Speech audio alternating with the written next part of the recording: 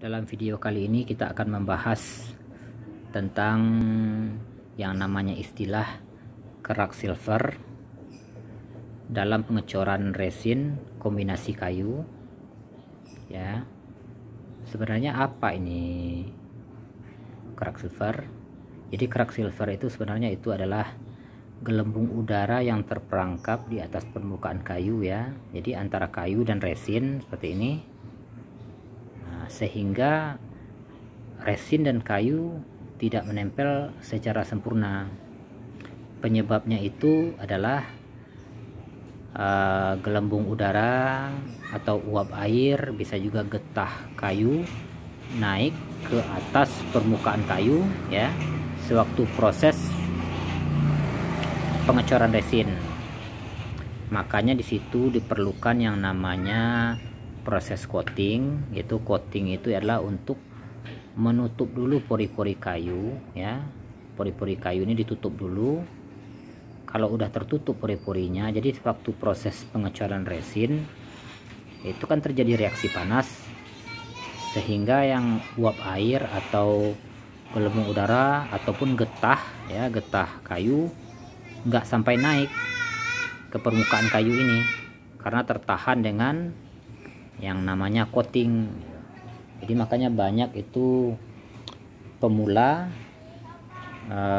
mengabaikan dengan istilah yang namanya coating. Terus yang kedua, walaupun coatingnya bagus ya, kayu basah juga berisiko terjadi nantinya kerak silver ini,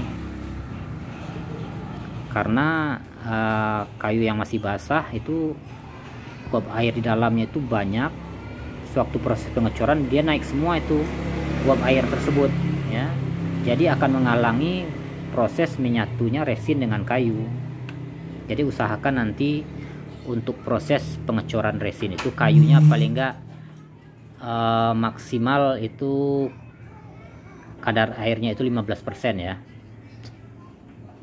Ya, jadi usahakan supaya kayu yang diolah itu benar-benar kering. Nah, jadi banyak sebenarnya sebab dari terjadinya kerak silver ini, termasuk juga dalam soal pemilihan kayu. Nah, contohnya ini sonokling ya. Jadi sonokling ini awal-awalnya memang posisinya udah bagus ini, tapi nggak tahu udah berapa hari muncul aja ini kerak silvernya.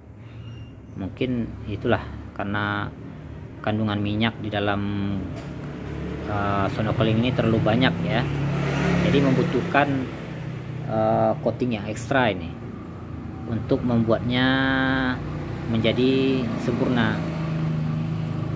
Nah, oke ya, jadi pemula kan udah paham ya apa itu yang disebut dengan kerak silver.